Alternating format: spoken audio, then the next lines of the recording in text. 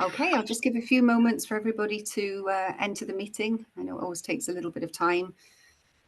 A few housekeeping notes just to let you know this is being recorded. So, if you do have to pop out for a few seconds, you can watch it again. And a reminder that there is no CPD available for this, as I'm sure you can see that it wouldn't match the GDC learning outcomes, despite how useful it will be.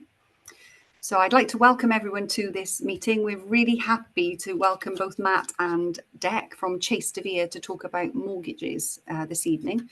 So they'll give you a great presentation, and myself and Claire will be looking at the questions, and you'll be able to pose some of those to both Matt and Dec at the end of the presentation. So you can put those in as it goes on, and I will now hand over to them both. Thank you very much.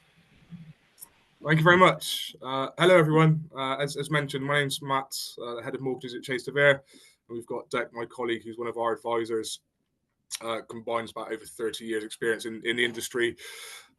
What I'm going to do is share my screen for you, but I've also in the chat function put a link if there is, or if you do want to book an appointment to have a chat with one of our advisors in a one-to-one setting to discuss your individual circumstances, you absolutely can do. So that link is there, but we'll also get it sent around after the webinar itself.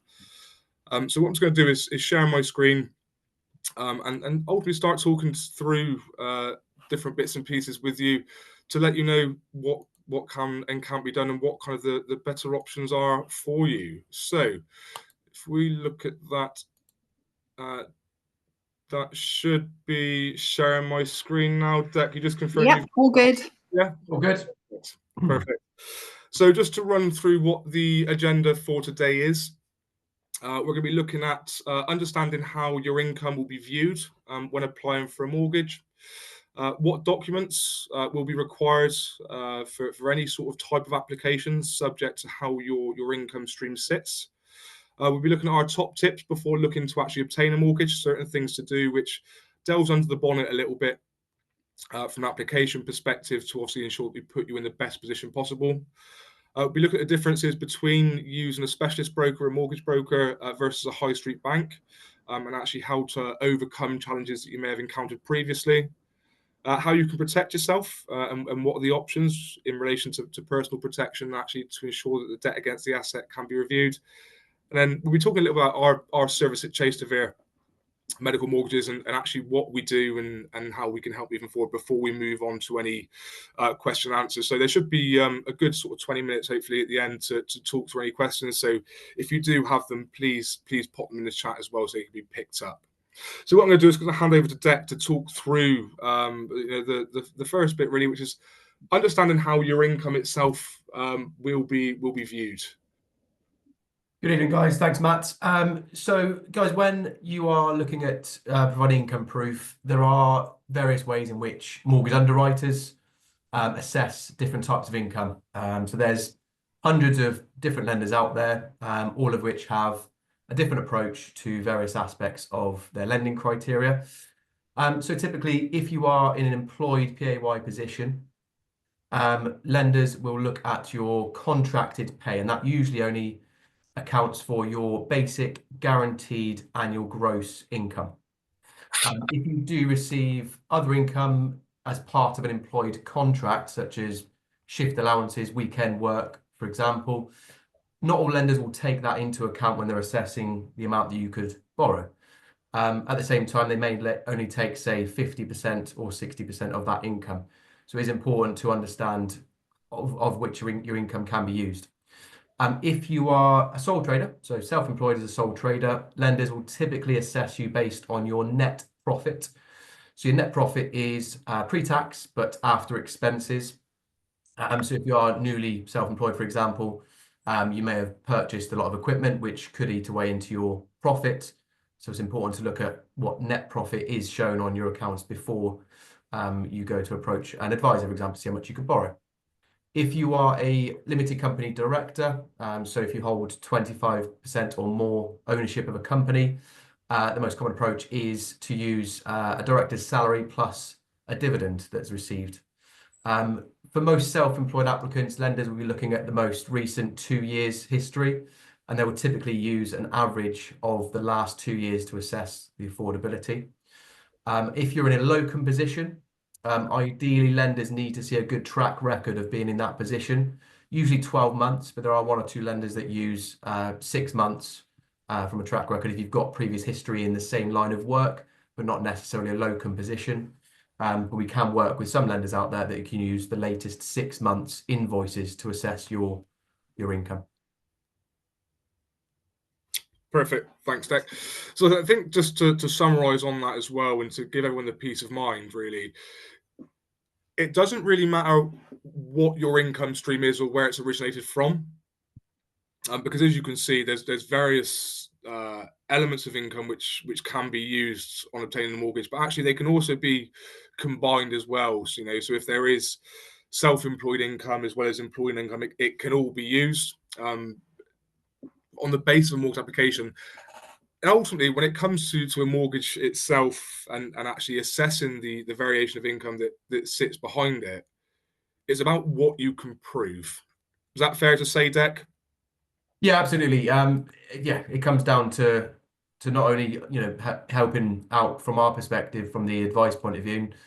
We've got great relationships with the banks, but it's ultimately what we can evidence to the lender as opposed to using taking our word for it in terms of the income. Perfect. So just to then move on a little bit more, actually delve into what documents will be required, and this isn't necessarily always down to just evidence in the income proof when you apply for any sort of mortgage. Yes, there will be requirements to evidence what your income is, but also ID and address and other bank statements and things like that. So actually, to give you a bit of an overview, when applying for a mortgage, inevitably there will be a variation of what income proof you need to supply in order to allow the application to be underwritten and prove your income. So for those of whom are employed, again, so the contracted pay that we were mentioned a moment ago, your pay slips, generally speaking, the most recent 3 is what's requested. If it's a new position that you're in, actually, or you'll start a new position, actually a copy of the contract confirming that the start date and salary is also sufficient at times. Practice accounts, again, for people who are involved with practices. Locum invoices, so Derek mentioned, typically lenders are looking at, potentially a good 12 months, but actually if there's a history in a position before going locum, we can do it for up to 6 months actually into the role itself, as long as the invoices actually can be supplied for the work that has been done. For those of whom may have limited companies set up, limited company accounts. So again, looking at the most recent 2 years limited company accounts, generally speaking, because that way what it will do is it will show 3 years worth of figures for mortgage underwriting purposes to demonstrate the continuity of income, essentially. The one thing to mention with limited company accounts and also SA302s for those of whom may be sole traders, the accounts or the tax calculations must be within 18 months of age when you actually apply for a mortgage. So we're about the time now that actually lenders are insisting on having accounts or the SA302s that were completed this year for 2024. Anything that is 2023 now is deemed as too old because it is over the 18-month age which that fits within their allowance. If you are newly into a practice, then actually at times there are lenders out there who will accept a letter from a practice accountant to confirm what projection of earnings is also going to be available as well. So there's a real variation there actually as to what may be needed to actually prove your income, but hopefully it gives you quite a holistic overview of what to expect and what to anticipate. Just to move on from that a little bit as well, because there will be some more generic documents which are needed from a mortgage application perspective.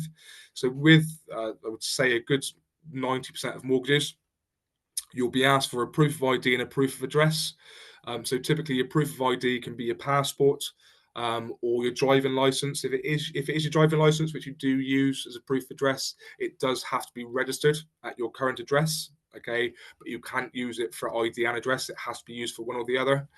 And for address verification is typically a document which has been posted out to you and dated within the last 3 months, or your latest annual council tax bill or latest annual mortgage statement if you do already have a mortgage. Okay, bank statements as well. And this is more so looking at the conduct of accounts, for how it's reviewed by underwriters. Typically, they're looking at the most recent 3 months current account statements that you have. Okay, some lenders will actually ask for that from your primary account. Others will ask for it from all accounts that you do hold. So it's very subjective based on accounts that you use. I appreciate that there are some of us who manage all finances from the one main bank account. However, others may have a bills account set up, etc. So it's any transactional demonstrated bank statement which would be needed to demonstrate actually what the conduct of that account is. Deck, is there any pointers, Deck, that you may have in terms of sort of ID or actually into the bank statements themselves for people to look out for? So historically, lenders have been known to go through statements with, fine-tooth combs, and they've been looking for habits in spending, for example. They don't do that so much anymore. What they're looking to do really is sense check the income and make sure that the income proof that we provided, i.e. the tax calculations or the pay slips, they match what is being credited into your account. So generally speaking, as long as the income matches your bank statements, then that is fine. But it is important to manage your conduct of credit, especially in this 6 months leading up to applying for the mortgage as well. Perfect. So Deck, if I just hand over back to you again to have a look at the top tips in prior to obtaining a mortgage. So a few bits to go through here. Yeah, so with regards to a deposit, so there's 2 elements to purchasing a property. One is potentially needing the loan part of the purchase. Second is the deposit. Combining the deposit and the mortgage will dictate how much you can afford to buy for ultimately. So the bigger deposit you have, not only will you be able to afford a bigger property, for example, it'll also give you access to lower mortgage rates. Now, the deposit doesn't have to come from your own personal savings. It can come from help from a family member, even friends, in the form of a gift, typically. And it can even come from personal loans, with some lenders accepting personal loans to make up the deposit. But the deposit is one of the most important things because, like I said, it does dictate how much you can afford to buy for and, how much your mortgage payments will ultimately be. Secondly, like Matt said about the documentation you'll need, it is important to preempt what you need in terms of getting those documents together. So typically with the bank statements nowadays, with banking being online, lenders still require at least PDF statements or even physical copies being sent in to support the application. I know that some banks do still have complicated processes to download PDF statements, so it might be worth checking whether you can, in fact, download a full statement from your own bank. And if you can't, you may need to contact your own branch just to get one posted out to you in preparation for making the mortgage application. Your credit score is one of the 2 things really, as an advisor, we can't influence with regards to being approved for your mortgage application. The credit score is the first hurdle in the process. And it's out of our hands. It's just a case of, if you pass the credit check, great, you're on to the next steps. If you can't, you may need to look at more expensive mortgages or different more adverse lenders, for example. The second thing we can't influence is the valuation or the property type you're looking to buy for, which we'll cover off later. If you want to know more about your credit profile, it may be worth going to a credit reference agency such as Check My File. The reason Check My File is useful is because that provides you a report across 3 of the most commonly used credit reference agencies. Lenders use one of 3 credit reference agencies when they're credit checking you, and not all of those agencies will hold the same data for you as a person. So that Check My File report will give you access to all of the data that a lender may see. If there's anything that you don't quite understand, you can always reach out to a mortgage advisor to help you understand the credit profile a bit better. But yeah, the credit score is very important to understand. Working out a budget. So ultimately, when you go through a process with a mortgage advisor, they'll always go through a basic budget planner with you, and that's to demonstrate the affordability of the mortgage. It's all well and good finding your dream home, and maybe being able to afford a maximum budget for the mortgage, but you still need to maintain, you know, the standard of living that you've been accustomed to. So that's important as well. And looking at the impact that any personal debt may have on your mortgage application as well. So lenders will be assessing affordability not just on the income, but they'll look at the household debt. So things like commitments such as you know, car finance, personal loans, credit cards, even student debt can affect the amount that you can borrow on a mortgage. So it's important to understand what other personal debt you have in the background, which will determine how much you can borrow as well. Anything else to add there, Matt, at all? Or? No, so I guess just a couple of small points really on understanding your credit score as well, because absolutely Check My File is a brilliant site to use. It is free to use as well, from my understanding. 30 days free trial, I think you get, yeah. So there are other ones that obviously that can be looked at. I think the thing is when you're looking at what your credit score is, and any background information that goes into it, there's going to be a lot of sites online where you can get a free score. So you've got sort of clear score, etc. Who will give you an overview of what your credit score is, but it doesn't actually drill down into any of the information that sits behind that. So if there is anything adverse or anything negative on there that you weren't aware of, it won't show it. It will say it, but it won't show you what that is in order to get it rectified. So actually, say from us, really important to actually get the full copies of your credit report. Ultimately, you have one of three types of scores. You either have a low credit score. A low credit score is essentially where you may not have had to access credit in the past.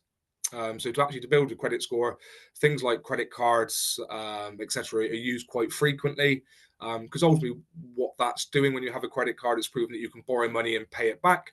And every time you pay it off, it's an increase in your credit score, an increase in your credit profile. The other two options are ultimately a good or bad score. So a bad score is actually, quite different from having a low score, because a bad score, as I alluded to, would have something negative on the credit profile, such as missed payments, defaults, CCJs, that sort of stuff. So anything that actually is really impairing the ability to pay debts back that have been taken out. Well, the other one, which is obviously what we're looking for, ideally, is a good credit score. But that said, it is possible to get mortgages if you do, or if you have had past credit issues, or if you do have low credit scores as well. So again, just delve into it a little bit more. But again, when you've got a copy of your credit file, if you want to talk to things in a bit more detail, obviously there is that link in the chat as well, which you can click on. We can actually talk to your credit profile with you once you've got a copy of it, just to give you an idea of what it is and why, and actually if there's anything that you can do to improve on what the credit score is. Because ultimately, the aim is to get that credit score as high as possible. If you're looking at a mortgage product which has let's say you have a slightly lower deposit, then actually that is where the credit score itself becomes more important, because the less you put down, the more you're looking to borrow, the bigger the risk really to the mortgage lender. So actually they become a little bit more lenient the more you can put down by way of your deposit itself. But actually, to say having a good overview will kind of put you in, again, the best position to start looking moving forward, because you're going to know what's achievable and what's amenable moving forward as well. Okay.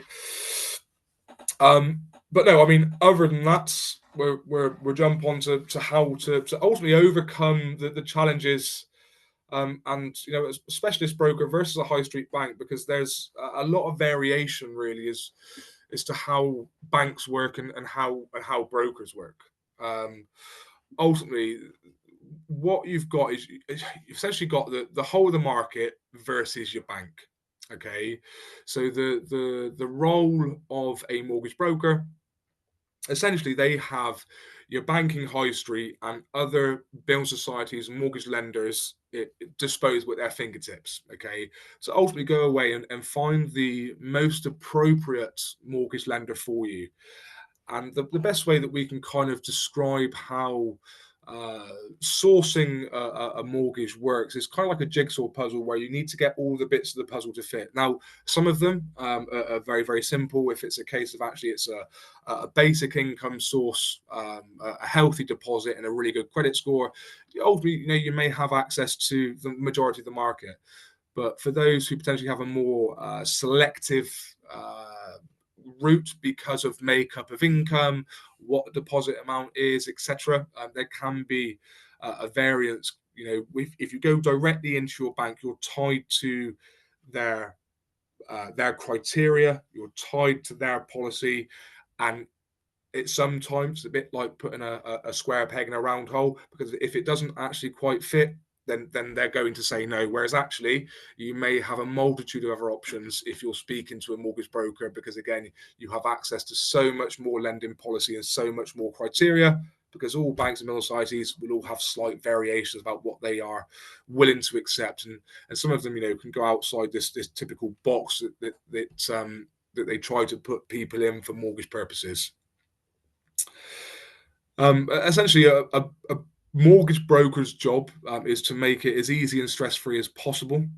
Naturally, a mortgage can be very complicated, and even more so for someone with complex income. Okay, so actually getting guidance during a mortgage application, having someone understanding of your individual circumstances, what your aims and objectives are, and like I say, it may not be something that can be done right now, and that's especially very, very upfront. If it's not something that is achievable right now, then actually we can put you on a path to actually when you can get there and how you need to get there.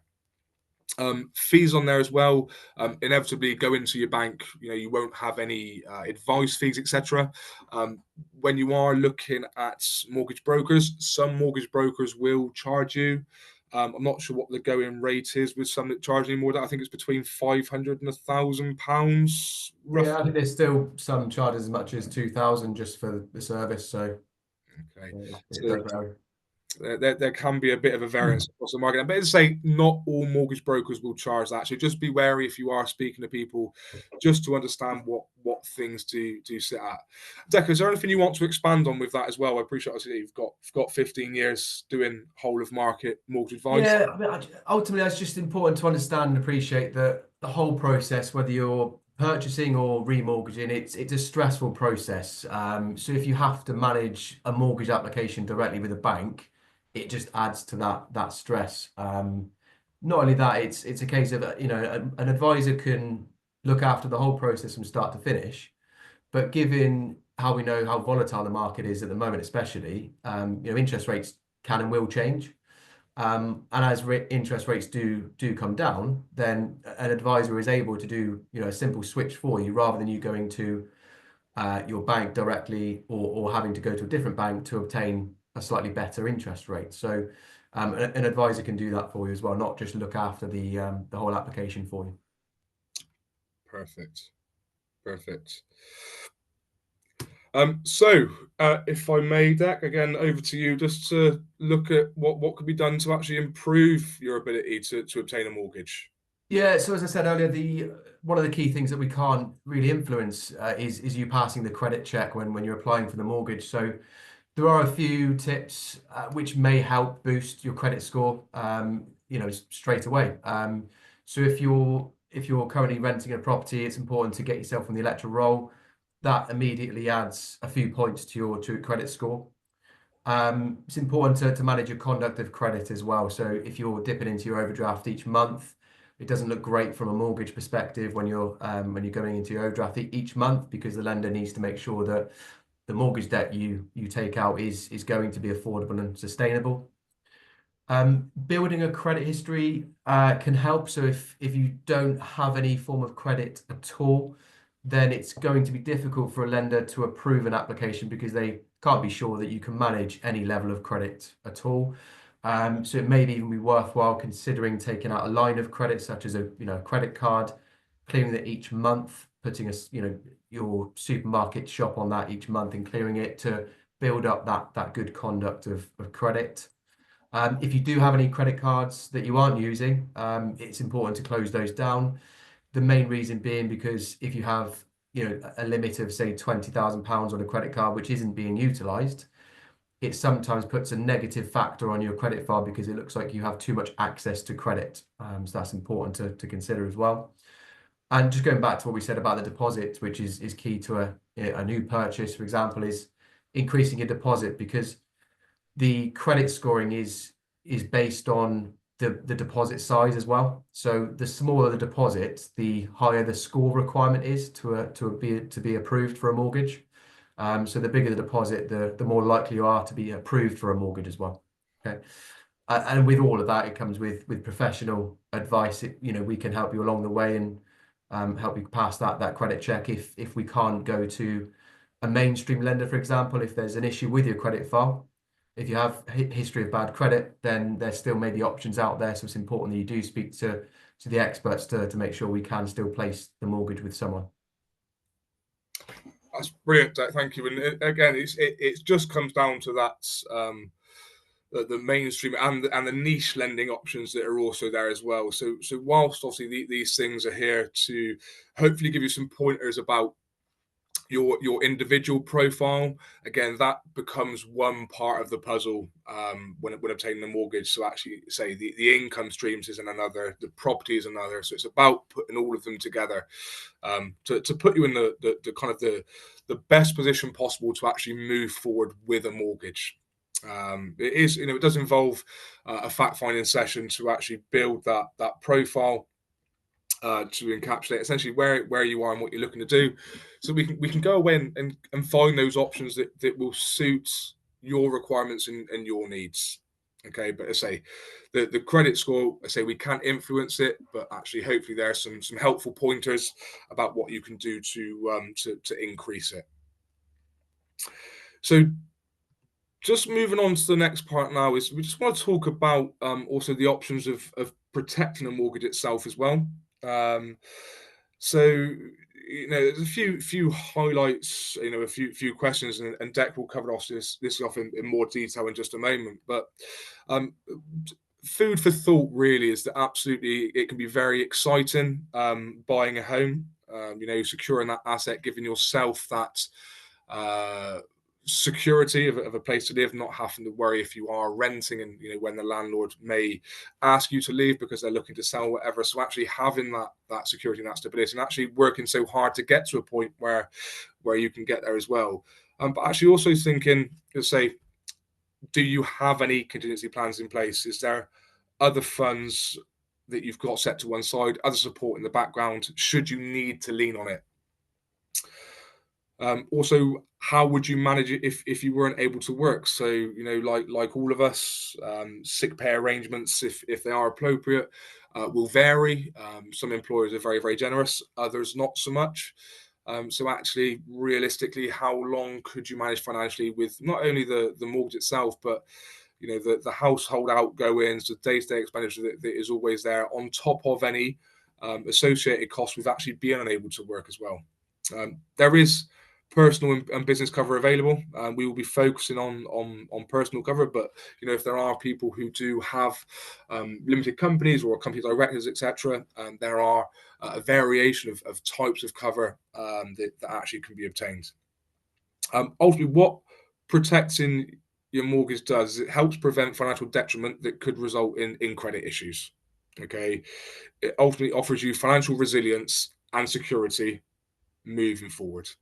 Okay, Deck, if you want to expand on that a bit more, please feel free. I know you will offer a much more holistic view of what the options are, but if we can kind of talk through these and kind of explain what they do. Yeah, of course. So, I mean, ultimately, when you are taking out a mortgage which will be secured on potentially the family home for years to come, it's the biggest financial commitment you will take on in your life. And protection plans are just part of sensible financial planning, which will give you that financial resilience should the unexpected happen, whether that's during the mortgage term or during your working life. A lot of us do suffer from optimism bias. It hasn't happened to me, so hopefully it won't happen in the future. But when that reality strikes, the lack of a safety net will lead to severe, financial hardship. So it's important that you have like Matt said, the right contingency plans in place, the right protection plans to make sure that if that were to happen, you've got that safety net. So in terms of different levels of cover, this is at a very basic level. Everyone's situation is different. So when you are speaking to your advisor, they will run through what options may well be more suited to your circumstances. In an ideal world, we'd insure ourselves to the hills, but ultimately it does come down to your budget in terms of the insurance as well, as with any insurance premium. So to cover off the different types of cover then, so you've got basic life insurance, which is designed to pay a tax-free lump sum if you pass away during the mortgage term. That will be designed to either clear the mortgage debt in full or to provide the family with an ongoing income following the death of an applicant. Critical illness cover. So critical illness cover provides a tax-free lump sum in the event of being diagnosed with one of 40 illnesses typically.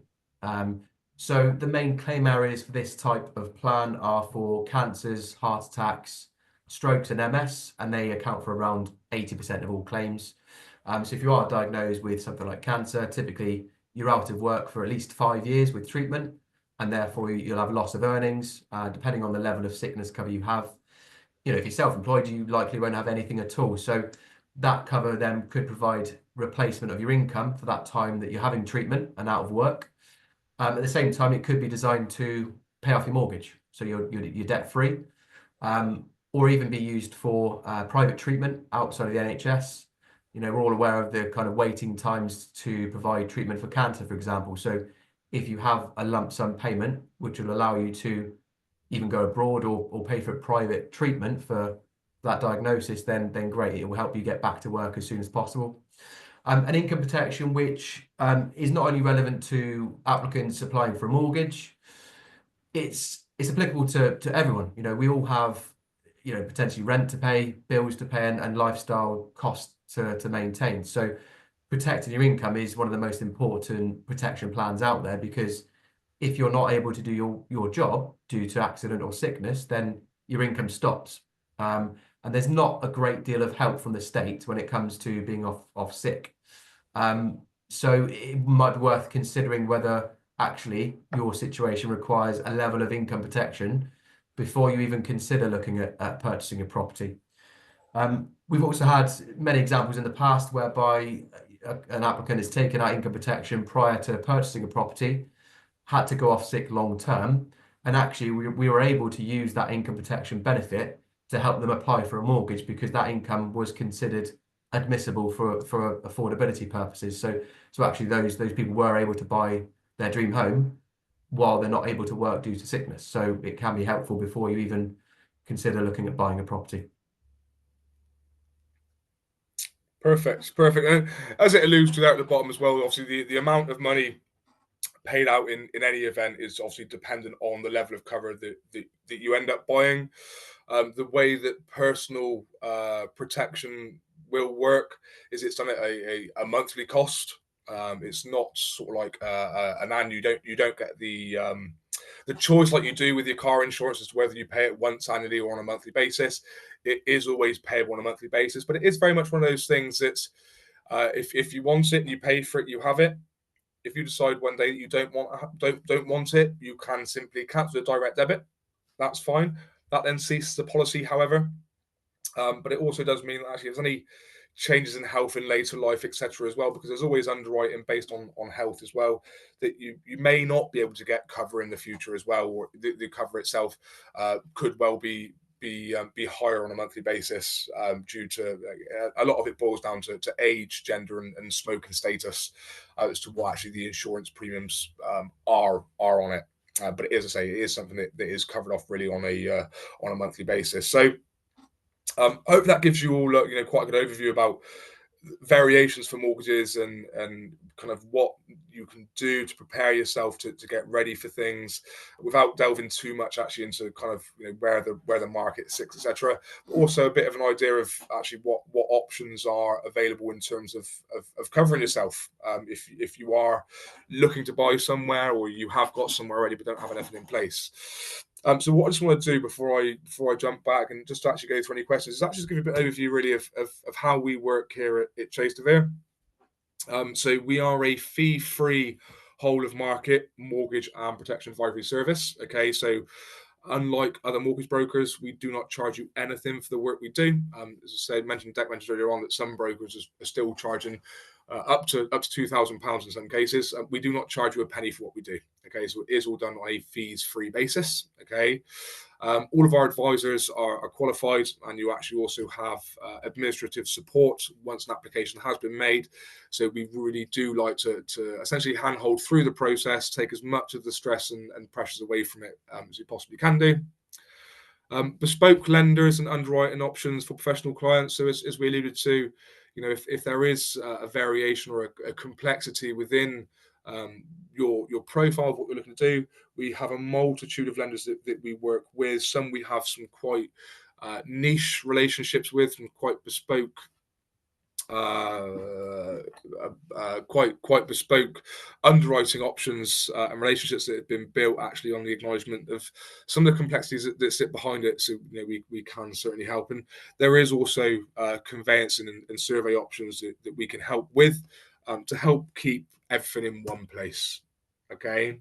Now, from the link that was in there, if you do click on it to book an appointment, okay, you will meet with one of our advisors. It's between 40 minutes to 60 minutes or so.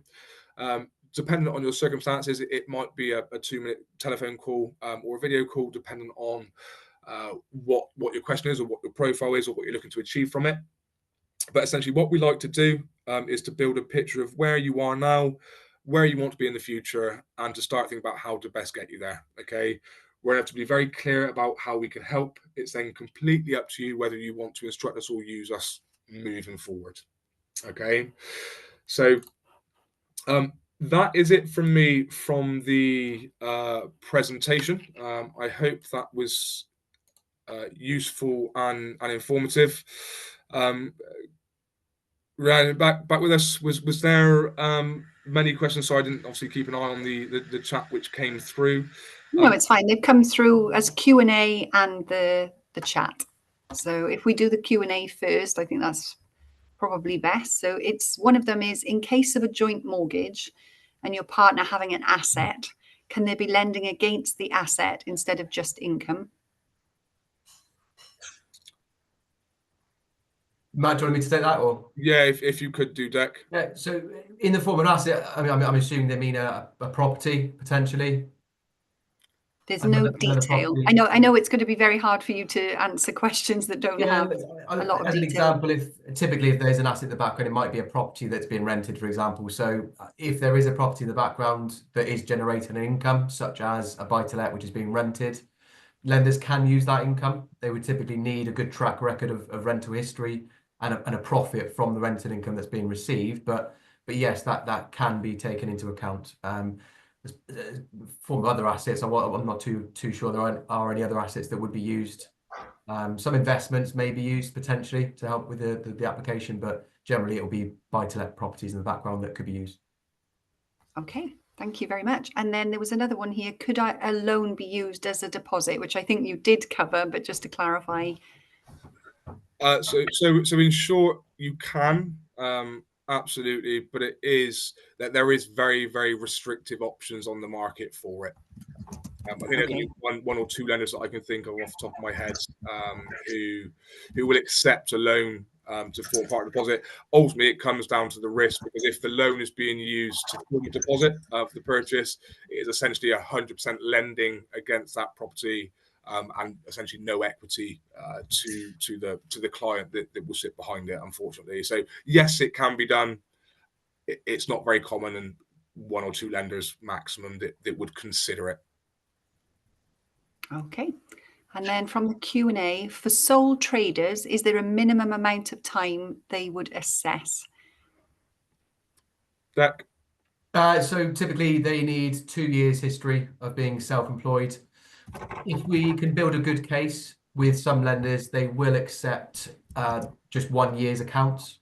So if you've got a good track record, if you're going from maybe being employed or from training into being a sole trader, for example, then there can be a bit of discretion, and it's just a case of looking at that case in isolation and discussing that with the underwriters to see if they could potentially prove. So always worth a conversation with us to see if it can be done. That's great, thank you. There's another one here. Could certain age be a barrier to getting a mortgage? I'm 42 and saving up for a deposit, hoping to move forward buying a property in the next 2 to 3 years. Are ISAs, and I guess it's LISA, is it? There's an L in front of it, accounts helpful to have? In short, yes, lifetime ISA. So a LISA is a lifetime ISA government scheme, which gets a 25% bonus as long as it's used for your first purchase. Just go careful with that as well, though, because it does have to fall below the threshold in the property value to actually, in order to qualify for the bonus that's received from it. It's the first thing, but yeah, great to use. In terms of age, there's quite a common misconception really about maximum ages on mortgages. Traditionally, it's always thought, and again, I think by most people, that actually the age of 65 is the maximum age that a mortgage can go up to. That isn't the case anymore. It very much depends on your occupation and very much depends on what mortgage lender you are looking to move ahead with. But there are mortgage lenders who will use earned income up until the age of 75 if your job is feasible up until that point.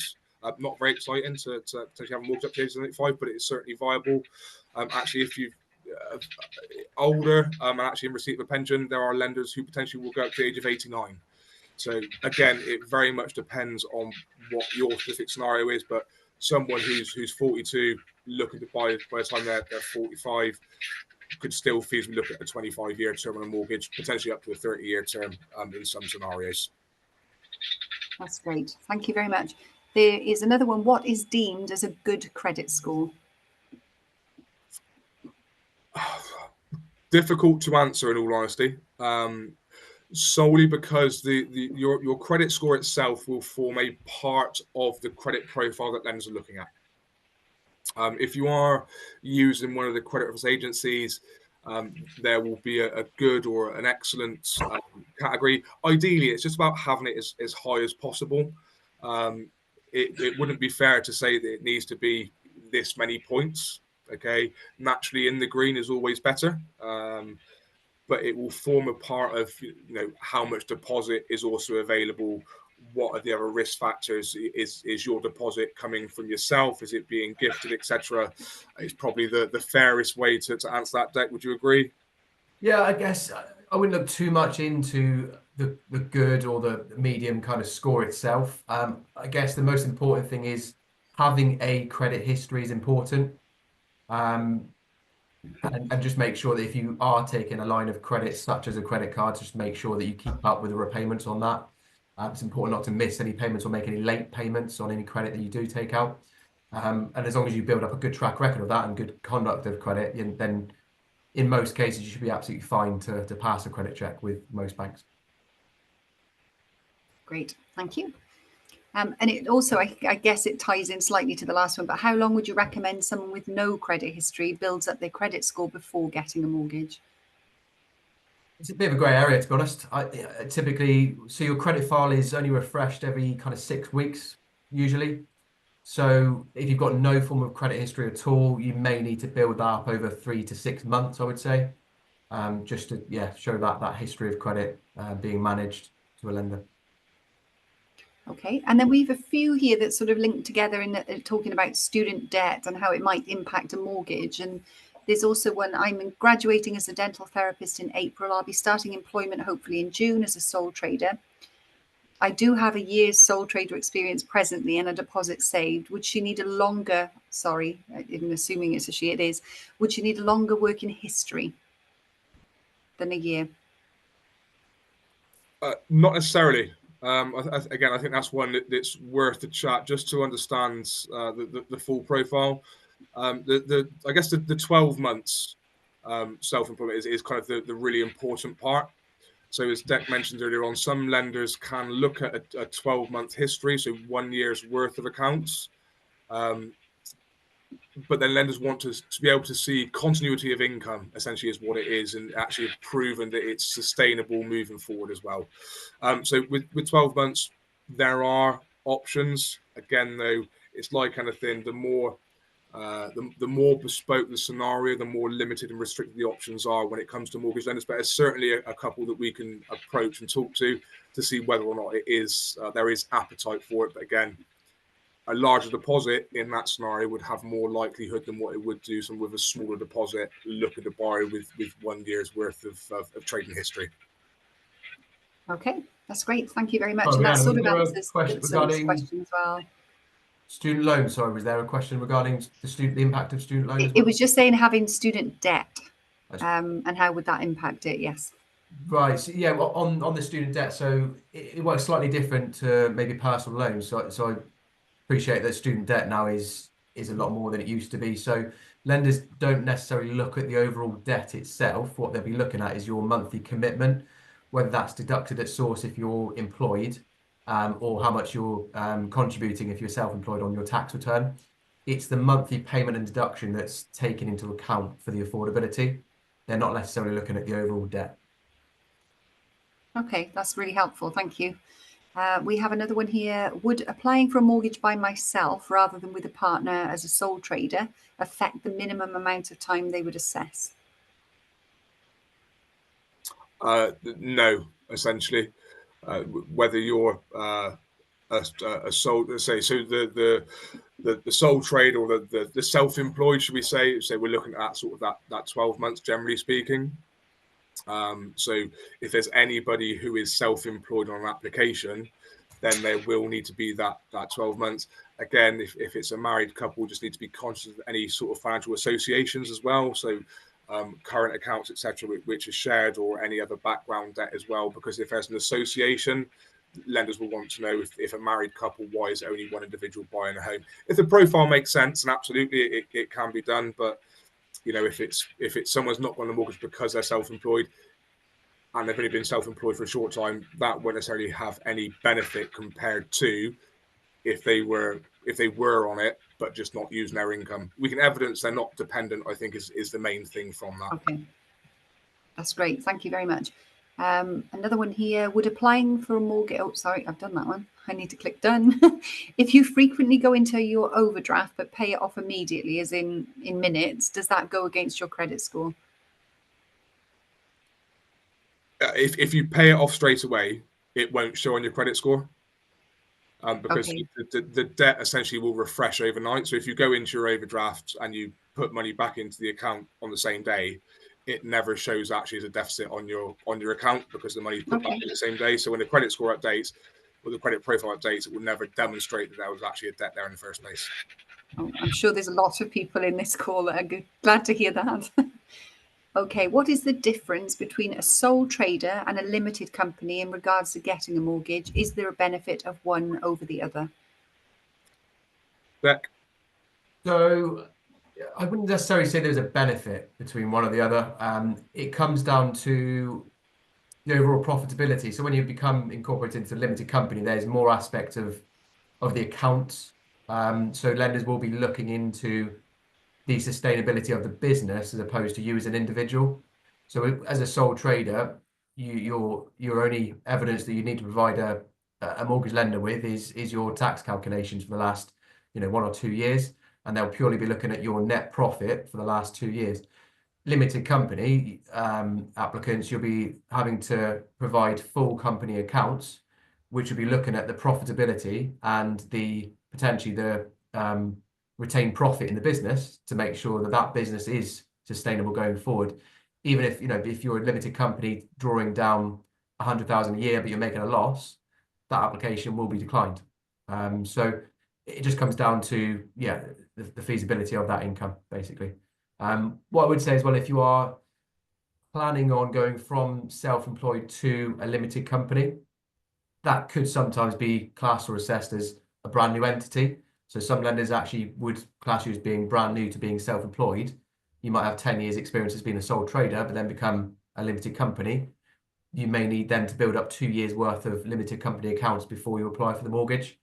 So again, worthwhile having the chat between you making that transition between a sole trader and limited company with an advisor to see how it might impact you.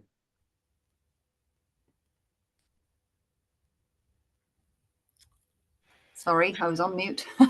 There was another one, but it's sort of linked, as in, can years worked as a sole trader count towards applying for a mortgage as a limited company doing the same thing? I think you sort of answered that, in that they could see it as two separate things. But if that's not what the person meant, please just pop the question in again. We have another one here. Thank you for the webinar. For employed people, are the lenders looking at the net or the gross income? It'd be the gross income. In short, the gross income. Most of them, should we say, ignore what the net pay is these days and look at the gross income to base the affordability, because they will build deductions and ONS data into their affordability calculators to cater for things like pensions, household expenditure, etc. So it's looked at the gross income annualized. Okay, thank you very much. And then this one, I think maybe, I mean, you'll probably happily answer it, but it might be a financial advisor sort of question. But as someone who's saving for a deposit to look at getting a house in around 4 years, what would be the best sort of saving account to open for the best investment into a house? I think that would one that we'd need to refer over to a financial advisor. Yeah, that's fine. Yeah, a bit beyond our remit, unfortunately. No, that's absolutely fine. I hope the person that wrote that, it was anonymous, but I hope you were happy with the answer there. And then we have why does the difference feel unfair between the self and the employed, self-employed and employed? Because it is a little unfair, in all honesty. Although I would say over the past 18 months or so, Dec, you probably agree, there's been huge strides made in how the self-employed are being treated more equally compared to what they were. Because again, with how long myself and Dec have been doing it, there's always been a huge amount of hoops for self-employed applicants to jump through to obtain a mortgage compared to those who are employed. There's a lot of strides. A lot of lenders are adapting policy, looking at lending to actually make things more viable and easier for the self-employed. But in short, it's just because the nature and the continuity of income is a little bit different. Okay, thank you very much. We have one more question here. If I change jobs from being a dental nurse to a dental therapist after graduating and receiving my registration, will that delay my mortgage application by changing jobs? So many dental hygienists and dental therapists were dental nurses prior to going to university to study for their degree. So they've already got that sort of working history. They're not all 18-year-olds. So I guess it's, there's already a working history. Will changing the job actually delay the application? It's a good question. I would say, depending on that particular situation, if you were working for the same practice, for example, that may help, because you may have still been on the books with the same practice while you were studying. So that could potentially be seen as a track record with the same employer and the same history. It just depends on that person's situation, really. I think a lot of it will also depend as to whether it's on an employed position or a self-employed position as well. If you're going to an employed position and you've got the contracts confirming the start date and the salary, no impact whatsoever. Be absolutely fine to use that. You could be offered a job role, and as long as that contract states that you'll start within 3 months, lenders can use the gross income that's shown on that contract of employment to apply for a mortgage. So you don't even necessarily need to be in receipt of your first pay slip in that job. It could be 3 months in the future, and you can still, start looking at properties then. Okay, that's great. That's another thing for everyone to consider when they're making that decision of whether to be employed or self-employed. It's worth thinking about how near are you to wanting to get a mortgage, I guess. So thank you so much, gentlemen. There are no other questions that have come in yet, although I realise there are a few more minutes left if anyone has a last minute one. Just as a reminder, as Matt said at the very beginning, if you go into the webinar chat, right at the top is the link where you can request to speak to one of the gentlemen about anything a bit more personal. I think sometimes it is a little bit harder on these to ask a question without being able to give a little bit more detail, but there are no more questions coming in, so I'm quite happy then to say thank you very much from the British Society for Dental Hygiene and Therapy. And if you stay on just for a few more minutes, I know you'll get lots of thank yous coming in on the chat as well from everyone that's joined. And thank you for sharing your evening with us. We really appreciate it. No worries. Thank you very much for having us, and we both hope that you actually found it useful and informative as well. But as I said, any question you do have, anything individual or personal that you want to talk about, on the link itself, it will take you to a booking page where you just book in directly with one of our advisors as well at a time that works for you. But thank you for both of us. Yeah, thank you. Thank you. Good night, everyone. Ta-da.